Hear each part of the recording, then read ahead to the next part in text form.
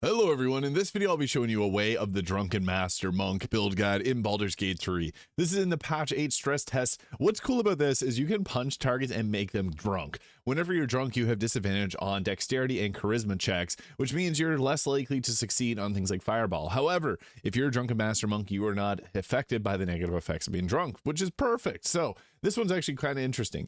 And we get some different attacks that we can take advantage of. This isn't as strong as the open hand monk. I just want to make that very clear. Open hand monk is extremely powerful in the top 3 in the game. However, we can have a lot of fun with this and it's still pretty good. Great for role playing. And I'll be going in over the whole build on this. So you actually can get drink alcohol and regain your key points with that way, which makes it a very interesting role playing class. So we're going to start off here as the monk. Now for our ability scores, if we dump our strength, we can get a nice boost using strength potions. However, if you don't want to go that route, you can take some of the points out of here and bring your strength up to like 12. So we can take points out of here and bring this up to like 12-ish. But you don't have to go that route. So you can go 12 there and then put the rest of the points into like our intelligence here or into our charisma. You can't get them all balanced here, so it's actually, I think, best to go with dumping our overall strength and then going with stats like this and using strength potions, because every little bit counts with making us stronger. You can get 3 strength potions from Auntie Ethel and you can level up your character to keep buying more of them, so early game you can get them pretty easily. Now I'll be covering the full build guide as well as combat and gear options to use for this class. So at level 2 here we get the Step of the Wind, which gives us the bonus action, disengage, dash, and other ability there. So at level 3 is when we get to choose our subclass with the Way of the Drunken Master. This gives us the cheeky tipple. You're immune to the negative effects of being drunk, and when you drink alcohol once per day, you can regain half your key points. Huge. We also got the Drunken Performance, which gives us proficiency in the performance skill and the Drunken Technique. And punch twice in quick succession and grant yourself an additional 3 meters movement speed and the benefits of disengage, allowing you to run away. Pretty cool. So there's some different shenanigans we can use with that, but I'll show that all off in the combat section. At level 4, this is our one of the more powerful strikes that we get with the Intoxicating Strike, doing a 1d6 plus 3 bludgeoning damage, which will obviously get scaled up a little bit higher. So this can potentially make your target drunk. What's cool about this is a bonus action version, but you throw a bottle up and then punch it into their head. It's pretty funny. Now for our ability score improvement, I think it's best to go with an increased overall dexterity for better armor class initiative. And we do have a bit of use for wisdom. There is items that will give us a big boost from our wisdom, so that's why we're not neglecting it completely. At level 5, we get ourselves the extra attack and the stunning strikes, which can possibly stun a target. These are very effective, so use them. At level 6, we get ourselves the key empowered strikes, overcome resistances to physical damage.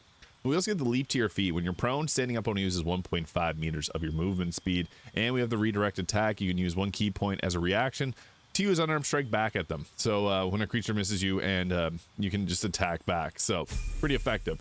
Now we also get ourselves the subclass feature Life of the Party at level 7, which is really nice because when you use Intoxicating Strike, you gain Life of the Party, which increases our overall armor class upwards of a +5 and attack rolls against drunk targets. So we'll have a higher hit chance. We also get ourselves the Stillness of Mind, which we can cast Stillness of Mind to get rid of any charms or frightened. At level 8 here, we get another key point and our feet, which we can use to max out our dexterity. If you went with higher strength, you can put up your strength. This is also a good time to add in the Tavern Brawler, which we could have went with like 15 Constitution and leveled it up there. With Tavern Brawler, this is going to be a big boost to our overall damage. And we also get the unarmed movement here, so you can jump an additional 6 meters, and difficult terrain doesn't slow us down. We get the Sobering Realization, so this will stop the target from being drunk and deals a bit of extra psychic damage. And on a successful hit, the monk also loses Life of the Party. So it does do a little bit of extra damage, but you got to be mindful of what you're doing with this, and it does use a key point as well, so something to keep in mind. At level 10, we get the Purity of Body, but once we get to level 11, this is where we get actually one of the biggest benefits of this class. So we get ourselves the Drunkard's Luck. So you can make an ability check, attack roll, or saving throw, and if disadvantage on the roll, you can spend 2 die and or 2 key points and get rid of the disadvantage, so you don't even roll 1 die. Pretty effective. So if you're going to fail on an attack roll or saving throw, you're much more likely to succeed on it at that point. And at level 12, we get ourselves a feat. You can also add in the War Cleric for the extra bonus action attack, which is kind of nice. But we're going to stick with this and take our dexterity and maximize our armor class value just for better survivability. Now, what this ends up looking like in terms of a gear, so we went with the... so this gives us 21 armor class, which is not crazy. We can get it up to 22 here if we equip a Cloak of Protection. And I got the Scrabby Pugilist Circlet here, so roll damage with it. That's not what it gives us.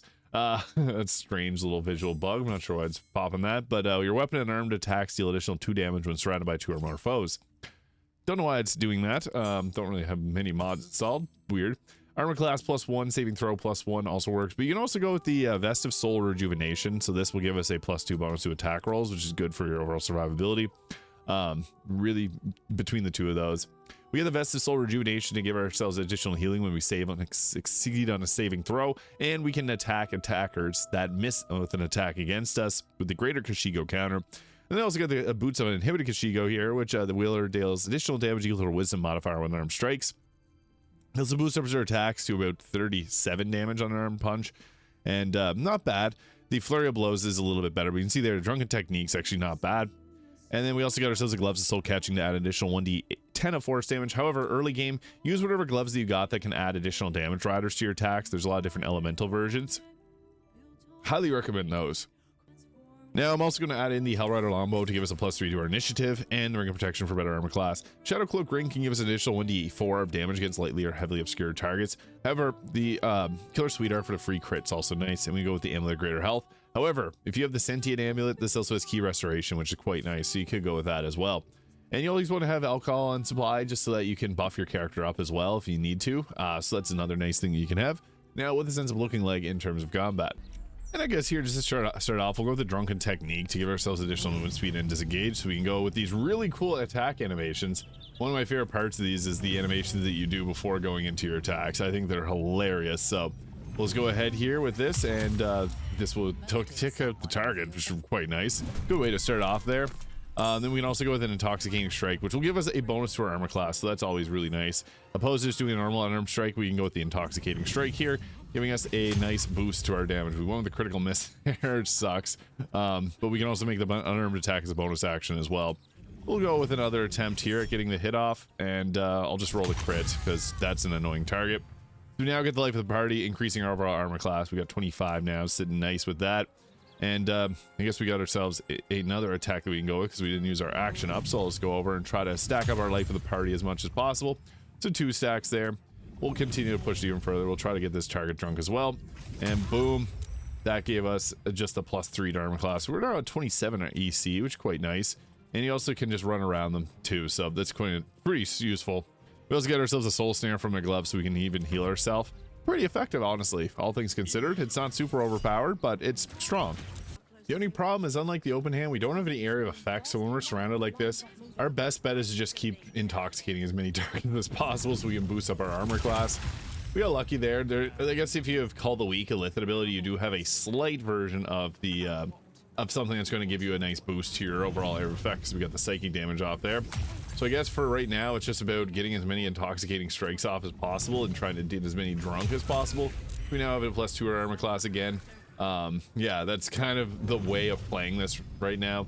That target's drunk for 4 turns, so I guess we took them out. They're almost gone, so I guess we can just go with a regular old punch to this target and should remove them. Yeah, there we go. So that's actually good. We actually cleared out quite a bit on that, and then you got your Soul Snare heal as well if you need to boost up your overall health by 10. So that wasn't a bad turn. At the end of the day, Tavern Brawl are strong. Here we got the redirect missile, so we can now turn a missile around and back at the target, which is cool. So you pick up the thing and throw it at them. I think that's hilarious, and it adds the force damage from our gauntlets to it because it considers it an unarmed attack. So actually quite strong, and they cannot hit us. Unfortunately, you got slowed, so we do have to take out the target that slowed us down, which is this one right here. So I'm just going to blast with a Mind Blast, because hopefully I can hit that. We rolled an 8. Oh, we can use the Drunkard's Luck to turn that around. We don't need to do that. The Drunkard's Lust can work well if there's a certain target that we do want to hit. Unfortunately, they did save on him, so that's unfortunate. Since we're slowed, we lose out on our extra abilities there, which kind of sucks, but yeah, I guess can go and try to punch this target. I don't think I'm going to be able to get it there because I am slowed. Oh, nice. Nah, we got stunned by the brain. That sucked. For some reason, it skipped our turn again. I'm not sure quite what happened there, but we'll just go around punching again, and I think I missed. Yep, I accidentally attacked the ground. It's always frustrating. I meant to attack this target here. Boom, finally. And I guess we'll just go after the target. We're slowed, so we can't actually use our next action, so that sucks. But we also got our Soul Snare healing, so we can continually keep bringing our health back. The idle animations for this class are great too. Like, your character does look drunk. That's so funny. I can't wait till I get the mod back that I can zoom in really close to the characters to fully show that off. But we're gonna go ahead with a more punchy punch action there, because it actually is quite strong, especially if you got the hey, we use our bonus action on Drunken Technique. If you're able to use any of your abilities that have punching based things, like your stunning strike is also quite nice, because that additional damage from your gloves helps so much. And to finish things off, we're just going to go with a little punchy punch action on this target right here. We'll likely take him out with this because, yeah, the punches hit hard. So 23, 26, and the extra force damage are quite nice. So that is the Drunken Master Monk. Not the strongest, but it's definitely doable. And you can see it there with the abilities that you get from Tavern Brawler really beefs up our punches. It's not going to be a bonus action like the Open Hand Monk that can do over 100 damage. 74 damage is still pretty good though. So yeah, let me know your thoughts in the comments below. Hit the subscribe button and I'll see you all in the next video.